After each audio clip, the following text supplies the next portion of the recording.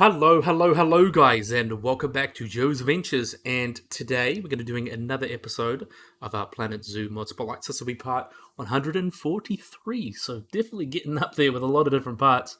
But yeah, so this is we're going to talk about, take a look at some of the wonderful mods people will be making and use them to talk about some of the wonderful biodiversity that we share our build with. So today we've got a very interesting assortment. We've got a couple subspecies, we've got a couple birds, we've got a couple extinct animals, which I'm really excited to get stuck into.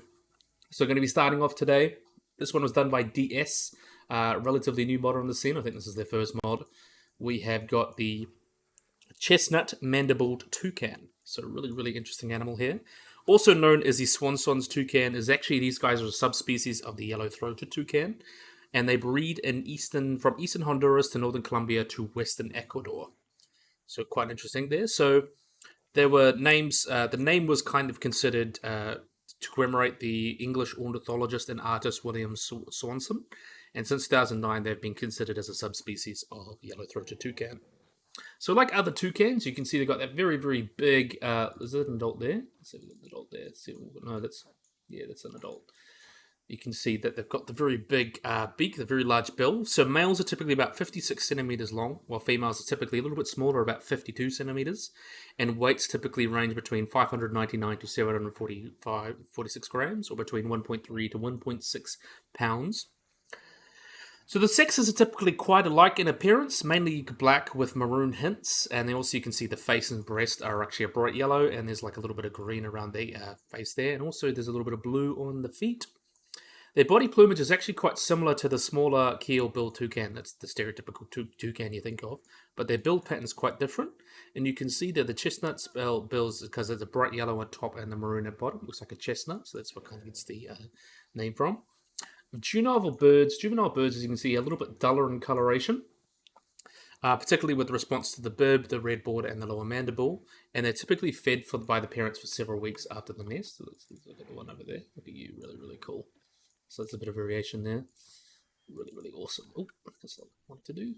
Have a look at you, friend. Anyway, so the call of them is characteristic by a yop, yip, yop, or something like that, which is Spanish or Dios, Dios, Dios, which means God give you. And this is how they maintain contact within the flock, using like a follow my leader kind of style of leading through the trees. But they also have a chorus at the evening roosts. So in terms of behavior, they typically live in small flocks, usually consisting of 3 to 12 birds, with move through the forest in an undulating flight, rarely traveling more than 100 meters at a time. And these guys are primarily arboreal fruit eaters, but will also take insects, lizards, eggs, and frogs, very similar to other species of toucan. And they will follow keel-billed toucans to exploit the food sources that they have, since they're a little bit bigger. In terms of reproduction, well, look at these cute little babies who will talk about reproduction. Oh, that's not what we wanted to. There we are. Look at these little cuties.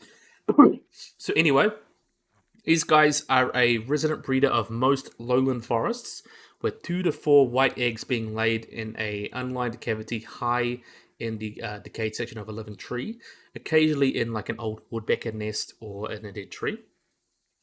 Both sexes typically incubate the eggs for about 14 to 15 days. And they remain in the nest after hatching, little chicks. They're typically blind and naked when born, and have short bills with specialized pads on their heels to protect them from the roughed floor of the nest. And they are typically fed by both parents together until get their adult coat of feathers at about 6 weeks of age. So they grow quite fast. And in terms of aviculture, they are sometimes kept as pets, but they're the most readily available species of larger toucan, since they are, as I mentioned, they are a little bit bigger. A little bit of a larger toucan. And they're available in the USA, but they are considered quite noisy compared to other species. So if you don't mind the noise, it's probably a good choice if you want to have one in the US. But they are legal to take any toucans or any protected wild birds from their nests, so you'd have to get one captive bred unless you want to be breaking the law, and we definitely don't want that. But yeah, really cool. Definitely a big fan of how these guys come along. Really awesome. So you can see it's male, female there. That one's got like a little pipe all to it. Really interesting. See if we can find the female. There's a female. Really cool. Anyway, so now we're going to be moving on. So this one was done by DS. Next up, we've got another one by Great Cakes Mods. I know everyone loves Great Cake Mods. We have got the white-faced whistling duck. So let's have a look at these guys here. So the white-faced whistling duck, or Dendrocina viridata. These guys are a whistling duck that breeds throughout much of sub-Saharan Africa and much of South America. So this is a gregarious species, and they have favourite sites and can be found in flocks of more of 1,000 birds or more, and they're quite noisy, and that's where they get their name, the whistling duck, because they're quite noisy. They make these whistles. So in terms of the description, you can see they've got kind of that long grey bill and a long head with longish legs. And they have a black neck and head with a distinctive white face and chin there. That kind of gives it its name, the white face. Yeah, of course. And there is actually some variation within some of their range. So some have more dark variation, like in Western Africa. But the typical, like, it's all within like healthy variation. It's not like drastically different.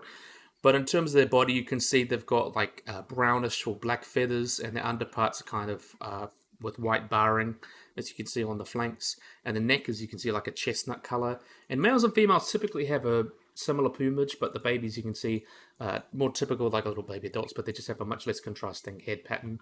Yeah, looks very similar to most baby ducks. Really, really cute anyway. So let's have a look at you. So in terms of their distribution, these guys are quite peculiar, as they can be found across Africa and South America. So they can be found like Madagascar, Sub-Saharan Africa, and most of South America. It has been suggested that this may be because they've been transported to New Worlds worldwide by humans, but we really don't know if it's the case. They might just naturally been around all these places. And their typical habitat is, like most ducks, like freshwater reservoirs or lakes, with plenty of vegetation where this duck feeds on seeds and plant material, very similar to other ducks. And because of their large range, there are sometimes many common names for the whistling duck in many different languages, which is also quite interesting. So these guys are quite an abundant species, but also largely resident to an area. But local migrations can be up to about 100 square kilometers, so they can move quite a distance if they want to. And in terms of the breeding, the guys will typically make a nest in the ground or in reed beds, with a clutch being about 6 to 12 eggs, which is incubated by both sexes. The eggs will then hatch by about 26 to 28 days into these little cuties, and then both sexes will attend the ducklings and usually hide them under reeds. And the chicks have like this dark brown above and yellow down below, as you can see. That kind of gives that color there. And they typically fledge after 2 months and then become adult ducks, which is really, really cute.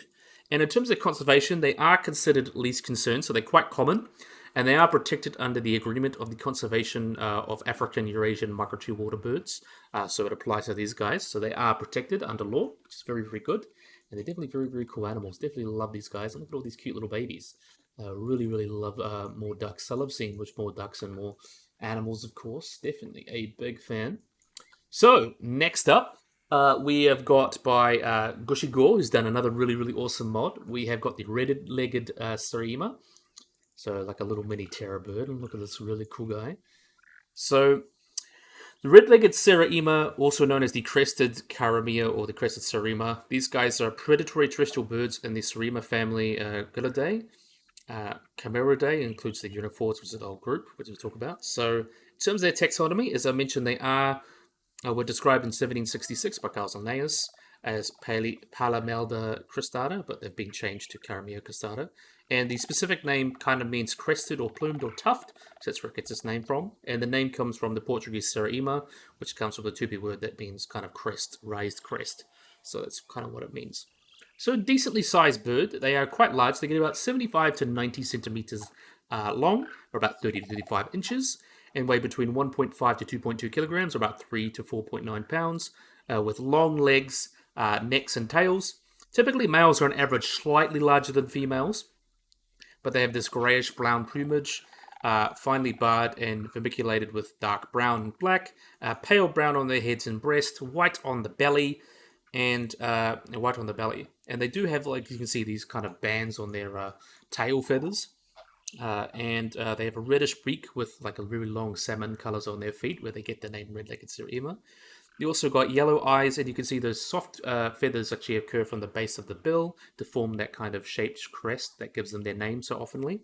And there's many characteristics are shared with the black-legged Sima, which is the only other relative that's alive, which is interesting.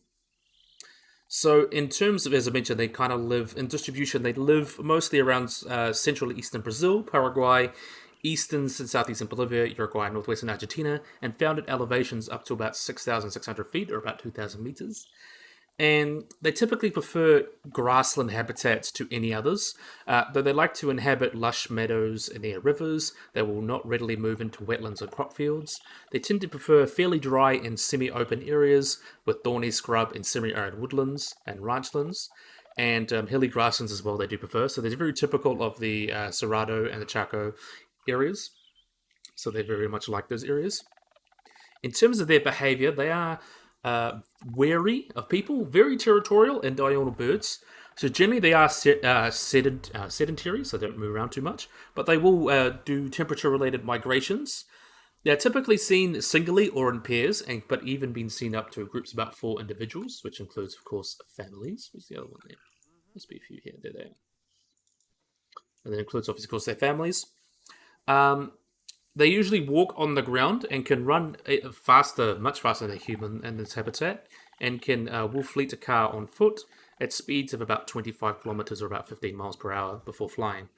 And territorial displays, they are quite territorial, so they can have antagonistic confrontations, so like full vocalizations, short runs and flights towards each other, and then they'll potentially alternated with beak attacks in their claws as well. In one conflict, actually, they jumped at each other feet first and actually keep their balance by flapping, which was really interesting. And the species is typically a nest on low trees or bushes, so the adults are able to reach the nest from the ground by short hops and flutters rather than flying. In terms of vocalizations as well, their full vocalizations is typically seen at dawn and to a lesser extent during dusk. They also occur irregularly throughout the day. And the song has been described as a cross between serrated bark of a young dog and the clucking of a turkey, which is quite interesting. And at the loudest part, they'll have their neck bent back.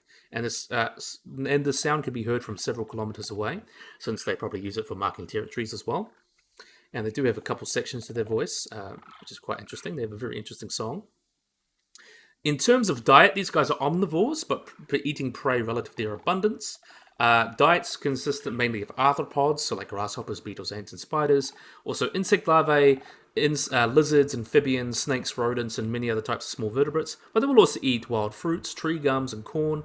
And even in the wild, they'll eat the eggs and chicks of other bird species as well. So they will typically feed alone or in pairs, or seasonally in small family groups, where they'll forage by walking steadily looking for food in low vegetation. And foraging birds have remained observed due to cryptic plumage colorations, and they'll also grab small vertebrates with their beak and beat them against the ground and dismember them with their claws. Kind of very similar to secretary birds, which is interesting. And there's been lots of long-term study looking at their nests and things like that, so they've been seen to feed on carcasses and also evidence of infanticide, which is a little bit sad. But then we'll get into their reproduction, because we've got some cute little babies that we want to talk about. So they're monogamous, so they typically will pair. In the wild, the breeding season correlates with the rainy months of February to July in northern Brazil, northeast Brazil, September to January in central Brazil, and November to December in Argentina. During the breeding season, the male, more intimidatingly or forcing himself on the female, actually spread out his wings and moving them forward to display the contrasting arrangement of flight feathers, which is quite similar to the secretary bird in Africa, which is another interesting thing as well. Their display is often followed by a strut in front of the female with head pointing and crest lifted, and then the male will give food from their normal diet to the female, and both birds will caw and reinforce the bond before they actually will copulate out on the ground, and then establish also territories for them to live on. Typically for these guys, it's about 2 to 3 white softly spotted eggs are laid, and incubation is done by the both sexes and lasting between 24 to 30 days. And the chicks are typically coated, as you can see, long light brown feathers as they're down, and are fed by both parents. Initially, they weigh about 40 to 60 grams, not kilograms, or about 1.4 to 2.1 ounces when born. And at about 14 days of age, they're able to leave the nest. And at this time, they actually make very similar calls, though very faint to the adults, to attract their parents' attention for whatever reason. They just want attention, or there's a predator or something like that. They're able to grab their parents' attention. And adult plumage, or typically they fledge at about 4 to 5 months of age, and then they're off doing their own thing. So yeah, really, really cool. I love these Serraemas. So they're considered less concern. I really hope to get the black-legged one as well. So that'd be a good, another mod to cover as well. Really, really cool. Nice to see more birds and things. I love this, big renaissance of, exhibit animals and birds. So it's been, a really, really lots of different mods going on. So it's really cool. So now we are going back into prehistory. So we're going to have a little bit of a talk about this guy. So this guy, but you're wondering what the heck it is. but it's actually a type of hyrax. So to give a little bit of perspective before I jump into these two different species of extinct hyraxes. So hyraxes are a member of Afrotheres, so that includes elephants, dugongs and manatees, tenrecs, golden moles. There's other species golden moles. So lots of animals that are endemic to Africa, elephant shrews, tenrecs, as I mentioned before, that were endemic to Africa. So during the early part of the Cenozoic, Africa was kind of isolated from the rest of the world. So all of these Afrotheres kind of evolved into niches that other animals took in other parts of the world.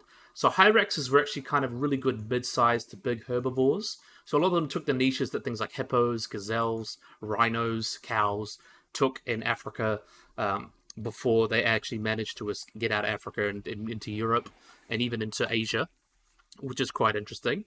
So they were able to take kind of that mid niche, and actually these larger types, or this larger ecotype of hyrax, actually survived relatively late. They managed to survive till the end of the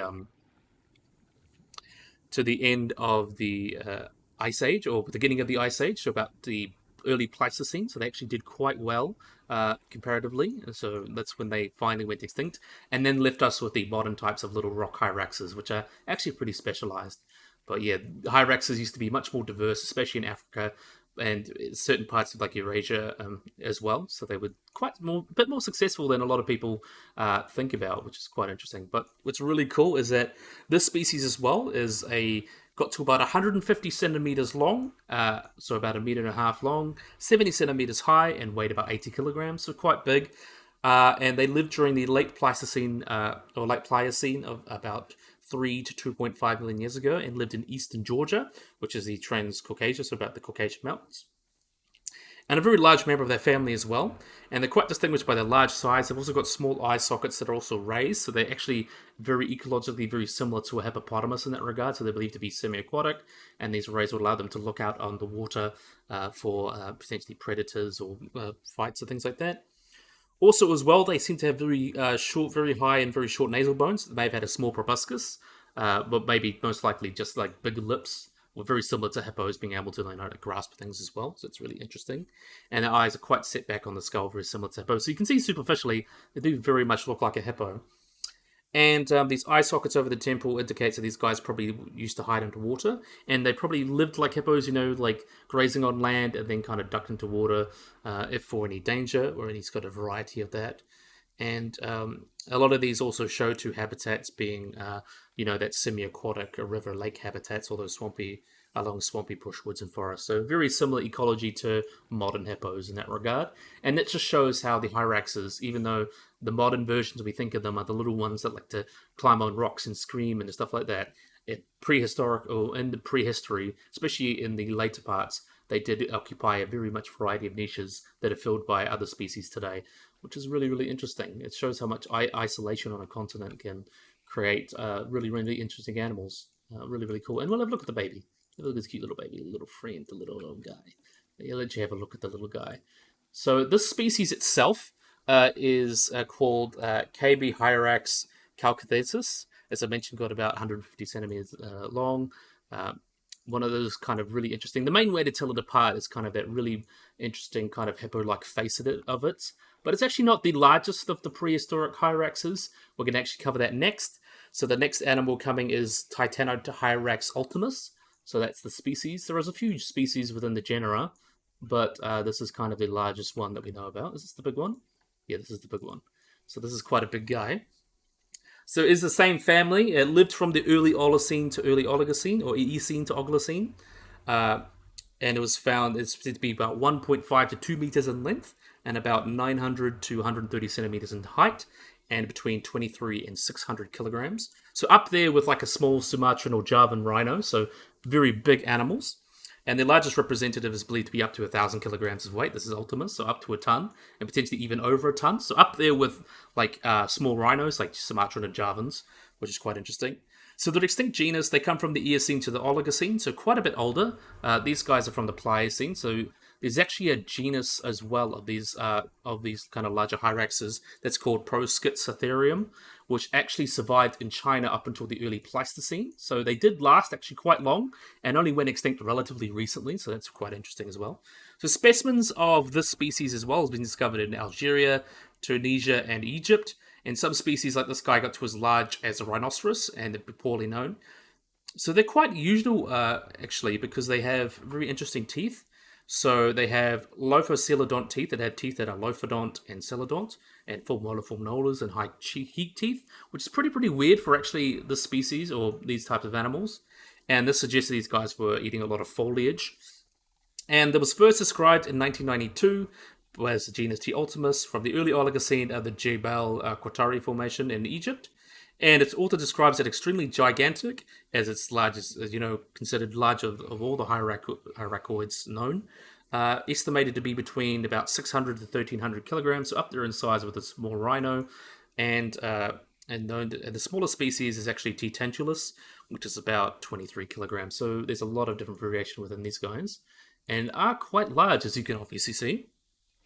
So yeah, I think really just getting these couple extinct species of hyraxes is so awesome because like it's something that we don't get to talk about often. And there's a person like Cenozoic enjoyer that's been commissioning all sorts of really interesting mammals that I get to talk about, and it really shows the diversity of the Cenozoic, which is often a little bit overlooked. Because like if you think the general public, it's kind of like dinosaurs, end of the dinosaur age, the Maastrichtian, big rock hits, and then it's kind of ice age, so mammoths and saber-toothed cats. But there's about 50 million years between those times, filled with really awesome animals. And I'm glad that Cenozoic enjoyer and Great Cakes mod, who actually made the mod as well for both the because it's Ethereum, or what was it?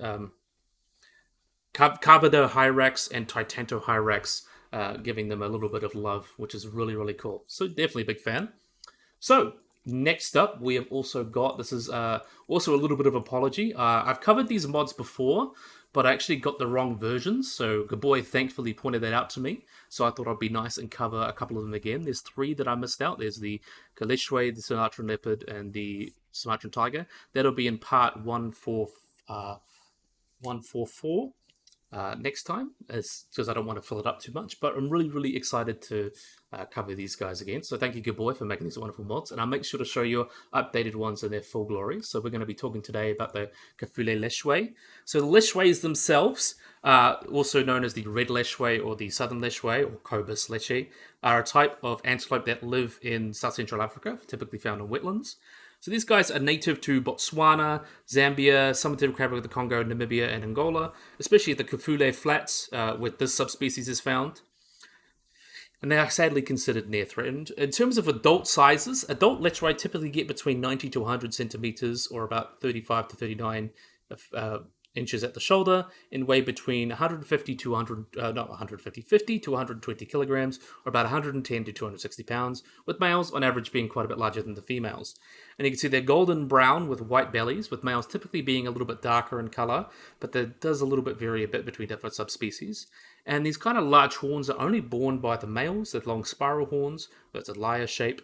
And the hind limbs are actually somewhat longer in proportion than antelope, that allows them to actually run a little bit better in marshy soil. So it's a really interesting adaptation they have. So let's actually go back and we will look at a female. So we can find a female there. She's having a swim. So in terms of habitats, these guys are found in quite marshy areas. They prefer those marshy areas where they are quite important for herbivorous, aquatic plants. And they use the knee-deep water kind of protection against predators. So the legs are actually covered with a water-repellent substance that allows them to actually run quite fast in knee-deep water. And their legs are they're also diurnal, so they gather in herds of potentially up to many thousands of individuals, but typically of smaller groups. And they're also diurnal, so they're typically out during the day. And then typically these herds are typically of only one sex, but mating season they will mix. And there's 4 different subspecies recognized, with I believe a couple extinct ones, and the Nile lechwe being recognized as its own species, which is already in the game. This is the Kafule lechwe, or Combus leche kafulus, which is from the Kafule Flats in Zambia. So these guys are the Zambian subspecies, which is still quite interesting. and we'll have a look at the cute little baby and talk about the reproduction. So in terms of reproduction, these guys will typically mate during the raining season of November to February and have a gestation period of about 7 to 8 months. So the majority of calves are born between July to September. And although rare, there have been hybrids of waterbuck and lechways been observed, but typically they like to keep them themselves, of course. But look at these really cool guys. Definitely a big fan of these models. Nice to see an update. And the main update is this was updated to be on the Nile lechway, so much better rig, and it just looks so much nicer. It's definitely been remastered to be much nicer and fits the Nile lechway a little bit more. So really, really cool. Definitely a big fan, and a nice remaster by Gaboy. So this was done by Gaboy and Genoa Pizza. And the other two species of Hyraxes were done by Great Cakes Mod, in case you were wondering. So these two are done by Great Cakes, as I mentioned. Just making sure you know. Anyway, last up, this is done by Havoc, Haro, Chu, Ichinose, Gaboy, and Phonetic. So this is kind of a group effort, but we got the Sri Lankan Leopard as we see them take a poo. So, the Sri Lankan leopard, or Panthera pandus coyata, there are subspecies of leopard, where there's a subspecies population we'll probably get into, native to Sri Lanka. And the first described by 1956 by Sri Lankan zoologist Pauls Edward Piers Delagnada. And since 2020, they've sadly actually been considered vulnerable, so it's not a good thing. So the Sri Lankan, as you can see, they're not too different from other leopards. They have a tawny to rusty yellow coat with like dark spots and rosettes. Typically, the average weight for a female is about 64 kilograms and have a mean head to body length of about 0.4 or 3 feet 5, and it's with a 77.5 or 2 foot long tail. With males average being, there was also largest males typically average about 56, but males get about 77 kilograms, 170 pounds, and measure about 4 foot from head to tail, with a head to obviously body, head to body, and then the tail's about another 2 feet or 86 centimeters long, with the largest having actually 4 foot 8 body, head to body length, and then you have another 3 foot tail onto that. So they've actually evolved a little bit differently. So these guys actually evolved to be a rather larger subspecies of, or a larger population of leopards, since they don't have to deal with tigers. So in Sri Lanka, they are considered the apex predator. And there's been large males suggested to reach up to about 100 kilograms, but the evidence for that is lacking, which is quite interesting. And also there's been some records of melanistic ones. In October 2019, there was a male leucistic or melanistic individual that was dark black actually recorded in Sri Lanka, which is quite cool. So very similar to other leopards, they're very much found in all habitats throughout the island, in both protected and unprotected areas. Typically, they live in the arid zone, in the dry zone, and the wet zone.